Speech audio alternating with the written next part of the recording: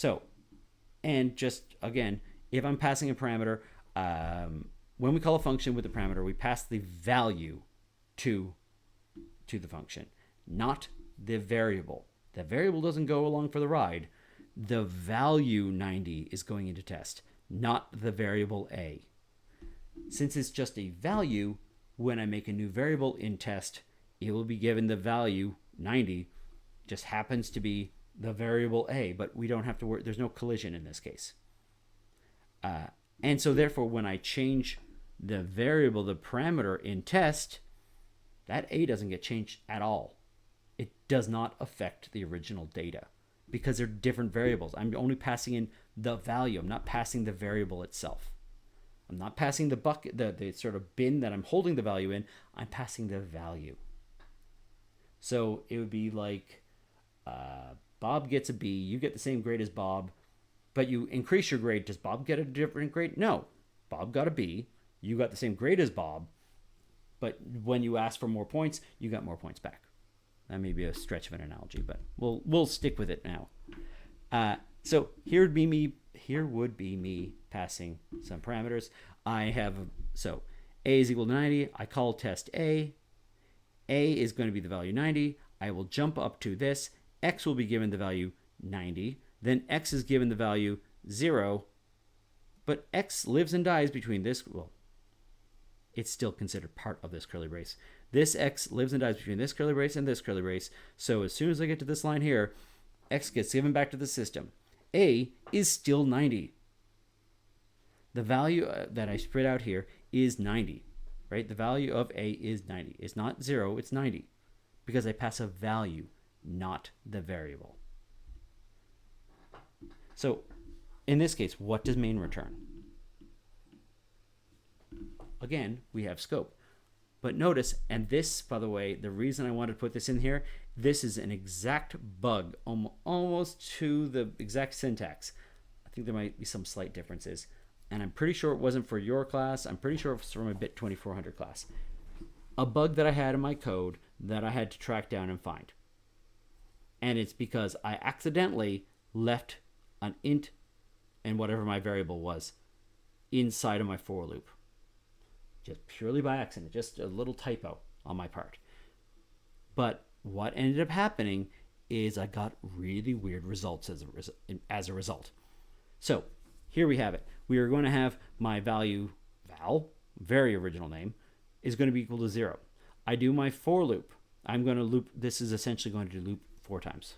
So let's just make it obvious.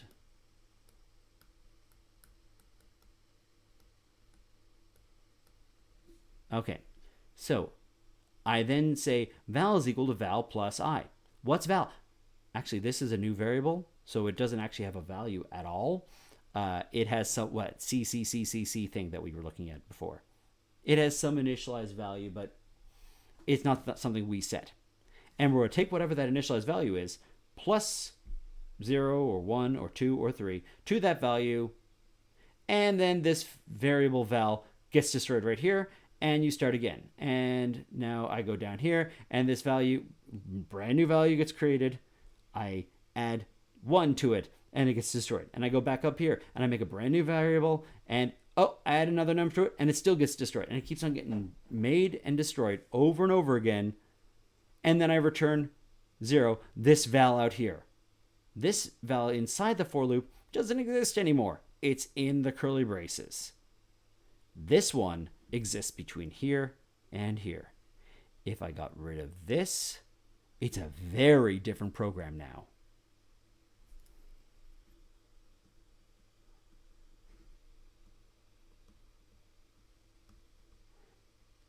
So val would be equal to 0 plus 1 plus 2 plus 3.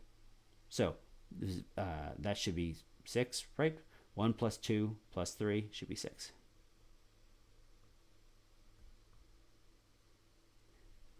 But if you accidentally leave on an integer or just put integer everywhere, right? And some people will do that and wonder what the heck's going wrong. This here, this calling to integer, makes a brand new variable. When I say int val, it says make me a brand new integer variable called val. If I want to use val, I just put val in places where I need to use it. The int says make me a brand new variable. And so if I make a brand new variable inside of this for loop, it gets created and destroyed each time through the for loop. And yeah, you can't do anything with it. Okay. So if you haven't tried some of these already, I think we went over a couple of them. Make sure you can define min. Make sure you can take the average of 3 values. And make sure you can do the odd or even, figure out if a particular number is odd or even. Perhaps this is the more of a challenging one. Maybe find the digits in so have a function called find digit. It takes in some number and you pass out which digit you want. Let's say take the tens position, the ones position in a number. So let's say it is -397. I want to just return the number 7. Find one's digit, let's say, as a function. Can you write that function? It should take in some integer and it would return what ends up being a positive integer that's always between 0 and 9.